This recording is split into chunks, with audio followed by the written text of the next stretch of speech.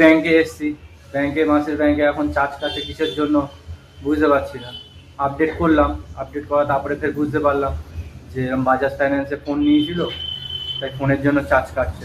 আর অটল pension আছে বলে 198 টাকা চার্জ কেটেছে। Hi friend, welcome back to my blog, welcome back to my YouTube channel. এই নাইটে কাজ করে তো চলে এসেছি বাড়িতে।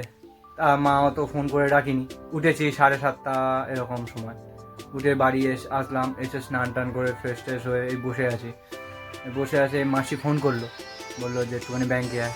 তাই ব্যাংকে যাচ্ছি, চলো ব্যাংকের ওখানে গিয়েই কথা বলছি। এই যে বাচ্চা মেয়েটাকে দেখাবো, আমি একে কিছু করি না, এ শুধু ভয় পায়। আচ্ছা, ওটা ভয় পাচ্ছ না আমাকে দেখে? হ্যাঁ, আমাকে দেখে ভয় পাস কেন? এটা দাদা, এ ভয় পায় না, এ লজ্জা পাচ্ছে। তুই ভয় পাস কেন? ওই পালাচ্ছে।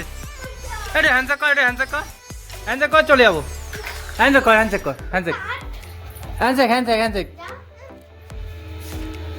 ভয় পায়, খুব ভয় পায়। আগে বলো তোমার নাম কি?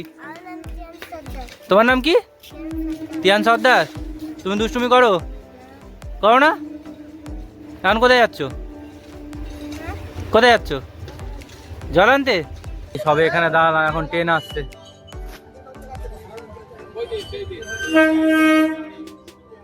ট্রেনটা মনে হয় এখানে দাঁড়াবে।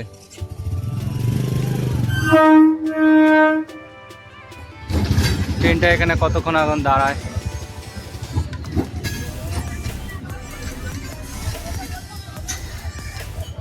ব্যাংকে এসছি, মাসের ব্যাংকে এখন চার্জ কাটে কিসের জন্য বুঝতে পারছি না। আপডেট করলাম, আপডেট করা তারপরে ফের বুঝতে পারলাম যে এরকম বাজাজ ফাইন্যান্সে ফোন নিয়েছিল, তাই ফোনের জন্য চার্জ কাটছে।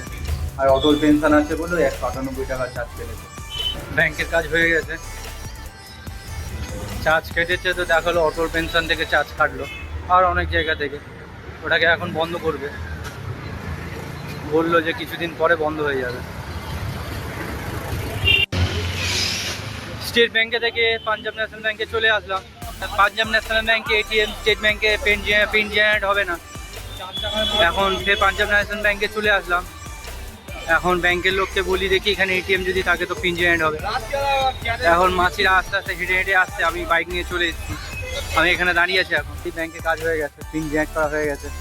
এখন মাসিরা বললো একটু ভুঁড়িপুকুরে নামিয়ে দিতে, ভুঁড়িপুকুরে এলাম। এই সামনে ভুঁড়িপুকুরে নামিয়ে দিয়ে এলাম। এসে দেখি এখানে ক্রিকেট খেলা হচ্ছে।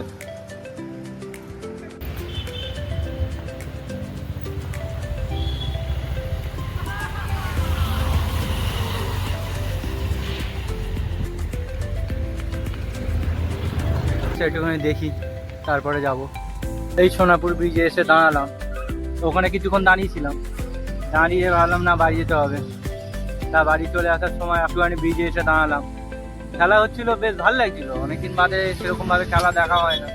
ঘর আর কাজ, কাজ আর ঘর এরকম হয়ে ঘরে সেরকম মানে ঘরে থাকি বলে সেরকম বাইরে আর সেরকম বেরোনো হয় না, খেলাও দেখা হয় না। যেটুকুনি বেরোনোর সময় সেইটুকুনি। এখন ক্যানিং লোকাল দাঁড়িয়ে, 3 নম্বর থেকে ক্যানিং লোকাল ছাড়ে। এখন দাঁড়িয়ে আছি, ওখানে দাঁড়িয়ে থাকি।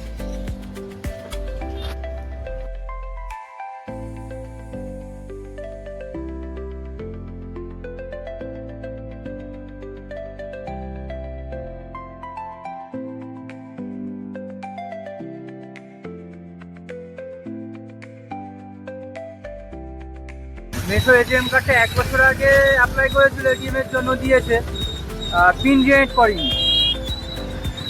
পিন জেনারেট না করাতে 1 বছর হয়ে ওরকম পড়েই আছে।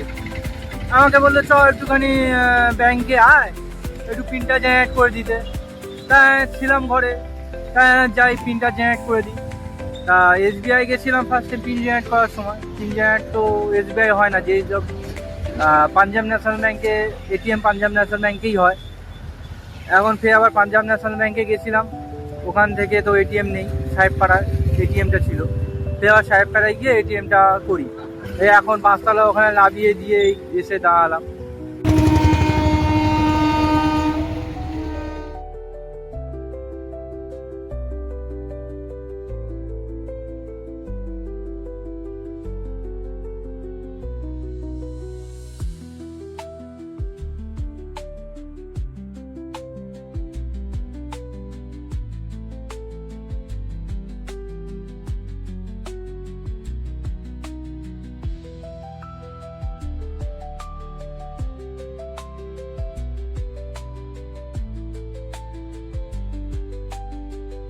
আজ সয়াবিন আলুর তরকারি আর ভাত। খেয়ে দিয়ে উঠে দেখি গাড়ির হালটা এরকম পুরো নোংরা হয়ে গেছে।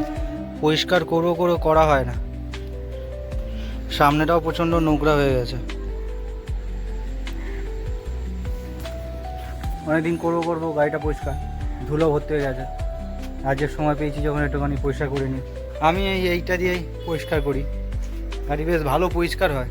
এখন এই কয়েকটা জায়গায় এরকম মেরে দেবো, তারপরে হাত দিয়ে ঘষতে হবে। অনেকদিন নোংরা হয়ে আছে, আর করবো বলে আর সময় হয়ে উঠছে না। এটা দিলে বেশ ভালো চকচক হয়ে যায়, আর গন্ধটা খুব সুন্দর।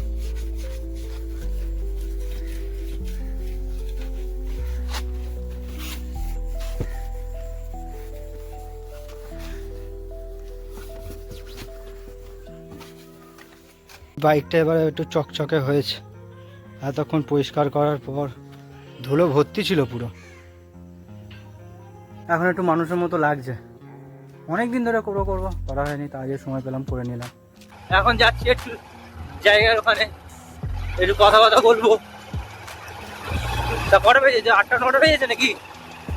8:30 কোনখানটা দেখা? হ্যাঁ দিদি, আসার সময় ওখানে মিষ্টি কিনবি, ওই জন্য তো দিয়ে দিবি।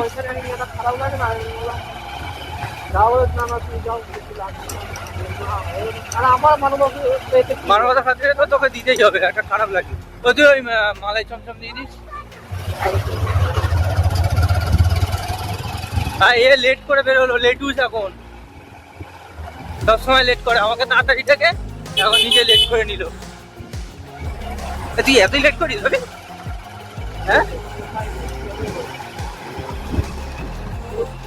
শীতলাতে চলে এসেছি, কাঠপোলে উঠবো।